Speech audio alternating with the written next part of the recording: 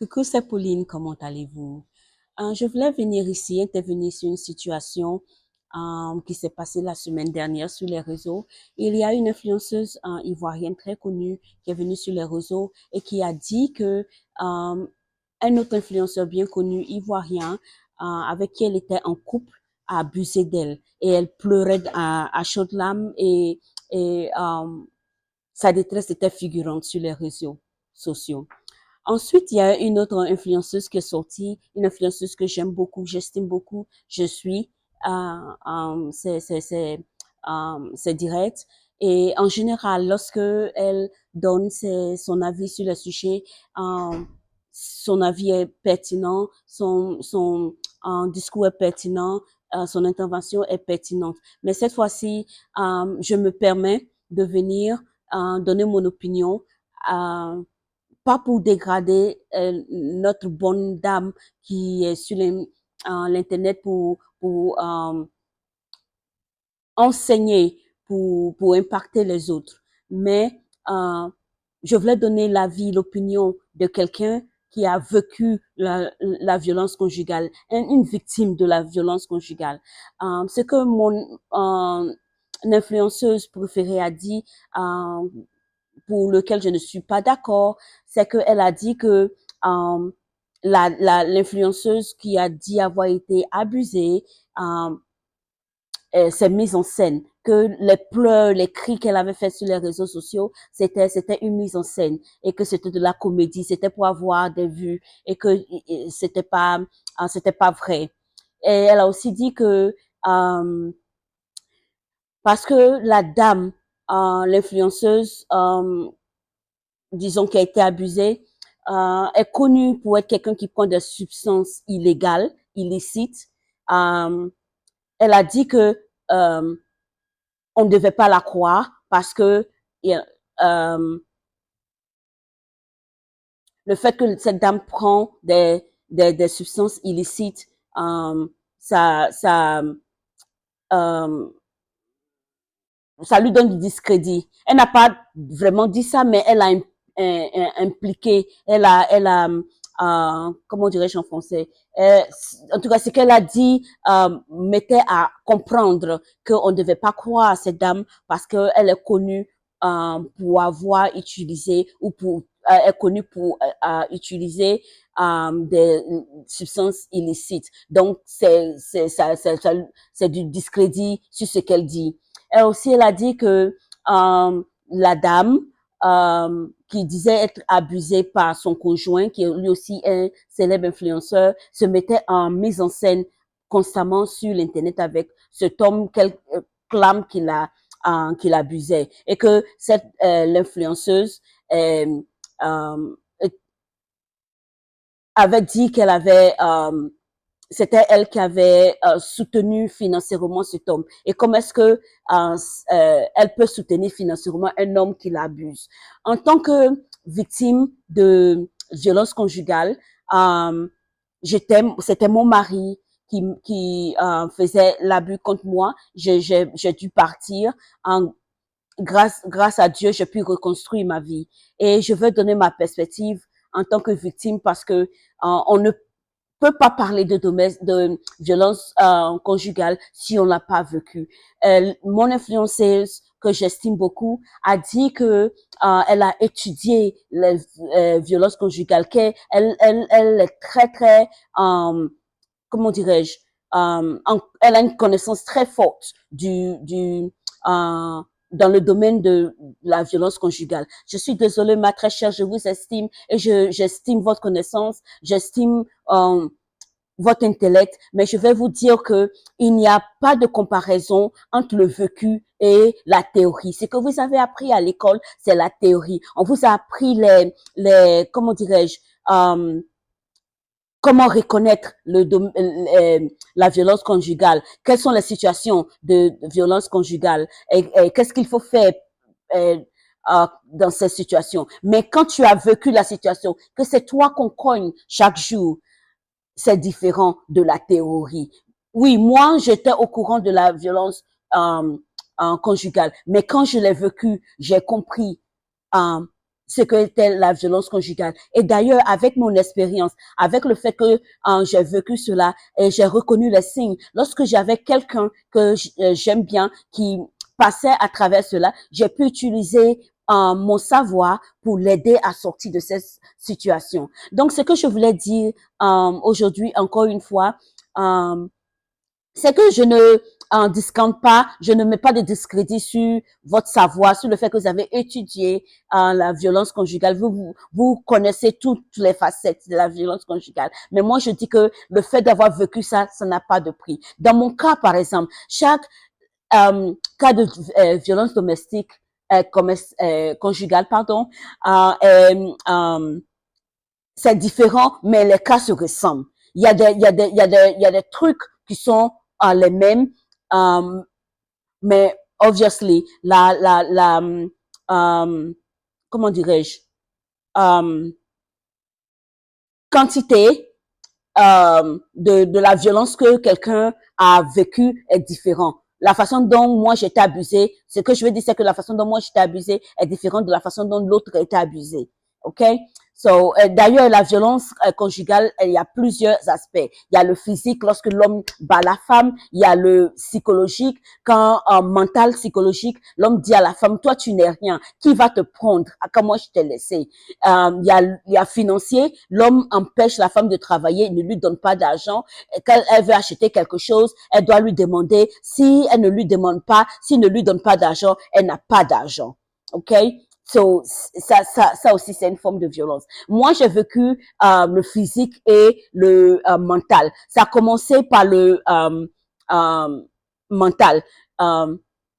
Il a commencé à me dégrader, il a commencé à m'insulter, il a commencé à me faire me sentir moins que rien.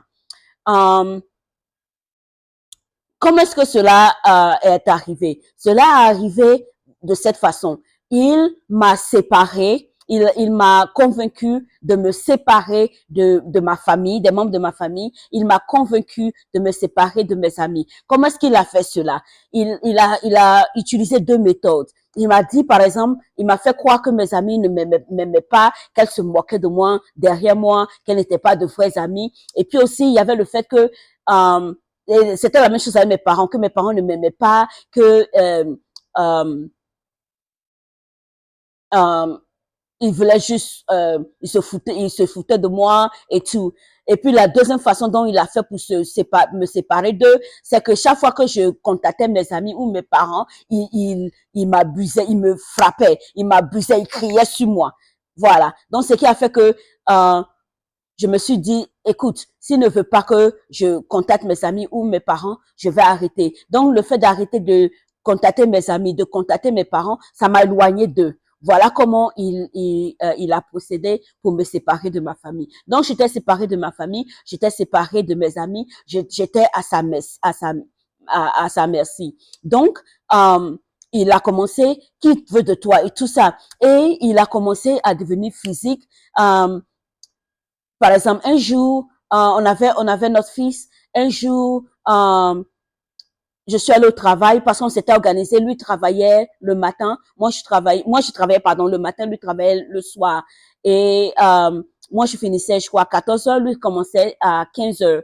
Et 15 heures jusqu'au tard dans la nuit. Donc après le travail, je venais à la maison garder notre enfant pour que lui puisse partir au travail. Ici en Occident, c'est comme ça parce que vous savez que les daycare c'est cher. Donc, c'était comme ça, on s'était organisé. Et j'étais au travail, je travaillais dans un restaurant. Et vous savez que quand tu travailles dans un restaurant, quand il est ton temps de partir, tu peux pas juste te lever pour partir. Il faut attendre que ton remplaçant vienne avant de partir. Donc, mon remplaçant n'était pas encore venu. Donc, mes patrons m'ont dit, ah, attends que ton remplaçant vienne avant de partir. Donc, moi, je continue de travailler jusqu'à ce que mon remplaçant vienne.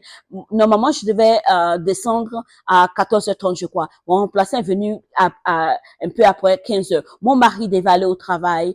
Il quitte la maison, il quittait la maison aux alentours de 15 heures. Il revenait à 16 il commençait le travail à 16 heures. Il quittait la maison à 15 heures, mais il avait au travail à 16 heures. Donc moi, je suis un peu like 15h10, 15h15, j'ai couru, je suis arrivée à la maison. Ah, mais je vous dis pas comment il m'a bastonné, il m'a traîné à terre, il m'a cogné à ses pieds, il m'a cogné à ses mains et tout. Et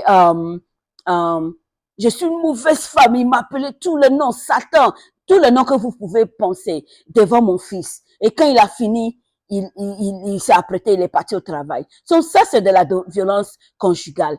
Je suis quelqu'un, je suis allée à l'école, je suis éduquée. Je suis instruite. C'est comme ça se dit en français. Excusez-moi, je mélange souvent l'anglais et le français. Je suis instruite, j'ai un bachelor. À ce moment-là, je n'avais pas encore eu, mon bachelor, mais j'avais déjà des études universitaires sous mes ailes. So, j'étais instruite. Mais le monsieur a réussi à abuser de moi et Dieu merci, avec l'aide des gens qui se sont venus dans ma vie, et j'ai pu m'enfuir avec mes 2 enfants, j'ai pu me reconstruire et aujourd'hui je vais bien. Donc c'est pour dire que la violence conjugale, si on ne l'a pas vécue, on ne peut pas vraiment l'apprécier. Maintenant, le deuxième truc que je veux adresser, c'est le fait de dire que parce que la dame est une toxicomane, ça lui permet du discrédit sur sur sa situation d'abus. Non, ma très chère influenceuse, être toxicomane ne discrédite pas cette femme. D'ailleurs, ça, c'est un cas classique d'abus conjugal. Parce que, voilà, la dame, elle est toxicomane. L'autre, il n'est pas toxicomane. Donc, il a plus de crédit qu'elle. Il se dit, par exemple, si j'abuse de toi, si je te frappe et tu vas crier, qui va te croire? Et tu vas dire, mais celle-là, c'est une toxicomane, ne la croyez pas. Donc, ce qui fait que il aura toujours cela au-dessus d'elle, n'est-ce pas? Le fait que elle est toxicomane, lui n'est pas toxicomane. Donc, je voulais mentionner que le fait qu'elle soit toxicomane ne la décrédite pas. Ça ne décrédite pas son témoignage d'être une victime de violence conjugale. La troisième chose qu'elle a dit, qu'est-ce qu'elle a dit? Elle a dit que la dame, elle a dit que la dame ne pouvait pas être victime conjugale parce qu'elle s'affichait avec son abuseur. Dans mon cas, par exemple, c'était mon mari. Si tu nous vois en ville, tous les deux, tu vas penser que c'était l'amour fou. Tu vas penser que c'est l'amour fou. Il était très, très, comment dirais-je, intentionné. C'était un homme très intelligent. Quand il riait dehors, il était facile dehors, mais à la maison, il n'était pas facile. Il n'était pas une personne facile avec qui on pouvait vivre facilement. Donc, il était mon mari. Le fait qu'il abusait de moi ne change pas le fait que c'était mon mari. Je partais, je vivais avec lui. Et j'avais même des relations maritaux avec lui. J'avais même des relations maritaux avec lui. Donc, c'est pour dire que quand on est victime de violence conjugale, en tant que victime, on fait ce qu'on a fait pour sa survie. Moi, par exemple, pour qu'il arrête de me battre, pour qu'il arrête d'abuser de moi, pour qu'il arrête de m'oppresser, j'ai coupé avec mes amis, j'ai coupé avec ma famille. Par exemple, la musique que j'écoutais, il n'aimait pas la musique que j'écoutais. J'ai arrêté d'écouter cette musique. Les livres que je lisais, parce que j'adore lire, il n'aimait pas que je lise. J'ai arrêté de lire. C'était les choses que j'ai arrêté de faire pour qu'il arrête de me frapper. J'ai arrêté de faire ces choses pour qu'il arrête de m'abuser. So, dans le cas de cette femme influenceuse qui dit qu'elle avait été abusée et qui se mettait en scène sur les réseaux sociaux avec son abuseur, moi, je crois que en son témoignage, parce que ayant été victime, je sais ce que nous faisons pour pouvoir survivre, pour pouvoir nous en sortir. Donc, c'était ce que je voulais, ce que je voulais couvrir aujourd'hui, parler avec vous. S'il vous plaît, madame influenceuse que j'estime beaucoup, vous avez un très grand reach, un grand comment dirais-je, public, une grande audience. Et en général, vous êtes très ordonné, vous êtes très réfléchi dans vos propos. Mais dans ce cas de violence conjugale, vous m'avez un peu blessé, moi qui vous supporte. et qui vous aime que vous aime beaucoup. J'ai été un peu blessée par vos propos. Vous avez aussi parlé du fait que des femmes, mais vous avez dit par exemple, dans quelle langue il faut vous parler. Il faut que le monsieur abuse de toi. Il faut partir. Qu'est-ce que tu gagnes? I mean, en anglais, on appelle ça victim shaming. Parler à la victime comme si celle qui refuse de partir. Les femmes ne vont pas pour plusieurs raisons. Les femmes ne vont pas souvent parce qu'elles n'ont pas le moyen de se refaire. Par exemple, moi, la raison pour laquelle j'ai pu partir, j'avais un boulot. Et c'est l'argent de mes impôts, income tax que j'ai pris, j'ai mis de côté, ce qui a permis que je puisse partir. Mais imagine une femme qui n'a pas cette option. Elle n'a pas l'option d'avoir de l'argent. Elle va partir où? Et puis, il y a aussi le fait, il y a certaines femmes qui manquent d'estime de soi. Elles se disent, si je vais, qui d'autre va me prendre? Tu vois, elles se disent, j'ai 3-4 enfants sous mes bras. Qui va me prendre? Qui d'autre va vouloir de moi? Et l'homme, n'oubliez pas aussi que l'homme, tout ce temps, lui a dit, mais toi, tu es là, que voudra de toi? Il n'y a pas un homme qui voudra de toi. Donc, elle se dit que si celui qui abuse de moi là, s'il veut pas de moi, il n'y a pas quelqu'un qui veut de moi. Donc, c'est l'une des raisons pour lesquelles elle reste. Il y a aussi une autre raison pour laquelle les femmes restent, c'est la religion. Il y a les femmes à qui on dit Dieu n'aime pas le divorce. Donc, pour elles, elles sont fidèles à Dieu. Elles respectent Dieu, elles suivent les règles de Dieu en restant dans une situation qui n'est pas bien pour elles. Il y a aussi le cas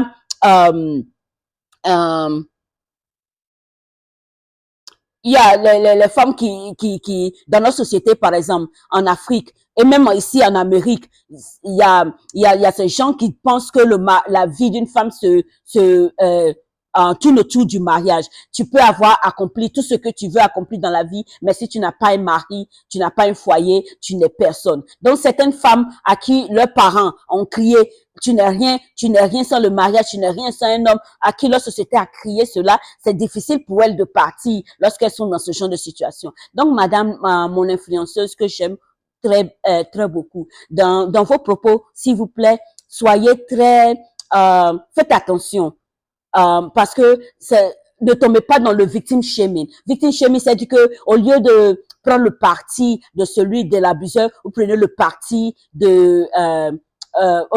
lieu de prendre le parti de la personne qui a été abusée, vous prenez le parti de l'abuseur. C'est comme si vous dites, vous faites, you are putting down. C'est comme si vous rabaissez la personne qui a été abusée, alors que cette personne a besoin de notre soutien. Je sais, c'est frustrant quand on dit à quelqu'un, faut partir.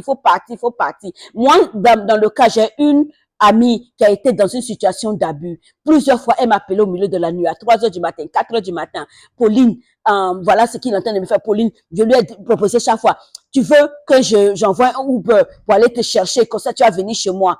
Plusieurs fois, elle a dit non. Vous savez pourquoi? Parce que it wasn't her time. C'était pas son temps. Quand ce n'est pas ton temps, quand ce n'est pas encore ton temps, you won't go. Tu vas pas partir. Quand c'est ton temps, tu vas partir. Par exemple, dans le cas de mon ami, quand un jour il s'est levé, il a levé couteau sur elle s'est ramassée et puis elle s'est cherchée. Alors que tout ce temps-là, je lui avais dit, il faut partir. Mais elle m'a pas écouté. Mais le jour que son jour est arrivé, elle s'est levée, elle est partie. Donc, on devait plutôt encourager les victimes à avoir cette force de partir, au lieu de les rabaisser, au lieu de leur parler durement, ça ne sert à rien. C'est du victim shaming si on leur parle durement. Et puis, la violence conjugale, ça n'a pas commencé aujourd'hui, ce n'est pas demain, ça va finir. C'est une question de temps.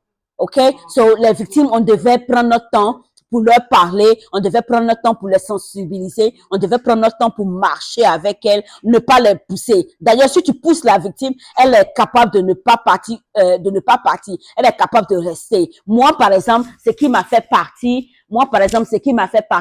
c'est j'étais enceinte. Chaque fois, j'appelais un centre de prière pour prier. Dieu n'a qu'à changer mon mari. Un jour, la dame au téléphone m'a dit, madame, vous êtes enceinte. Pensez à vous. Pensez à votre enfant. Je ne sais pas pourquoi qu'elle a dit ça, c'est resté dans ma tête. Et c'est comme ça que je suis allée chercher de l'aide. Et Dieu merci, j'ai eu de l'aide et je suis partie. Pensez à toutes les femmes qui n'ont pas pu s'en sortir. Pensez à la chante au Shinashi du Nigeria qui n'a pas pu s'en sortir. Récemment, ici en Caroline du Nord, il y a un pasteur à Charlotte qui a été tué, dont le mari a pris sa vie. OK?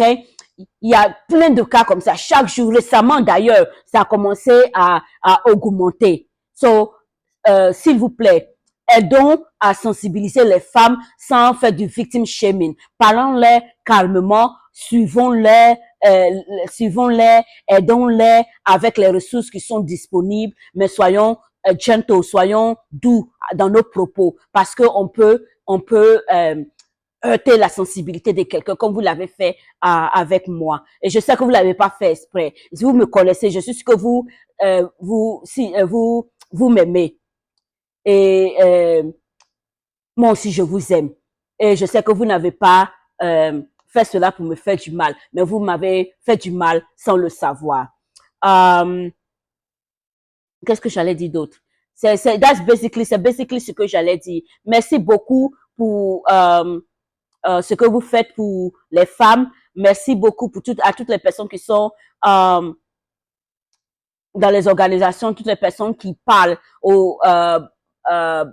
contre la violence conjugale. C'est un fléau, c'est un truc qui dure, ça ne va pas être éradiqué en un jour, c'est un processus. Continuons avec patience et que Dieu nous garde. Amen. Au revoir.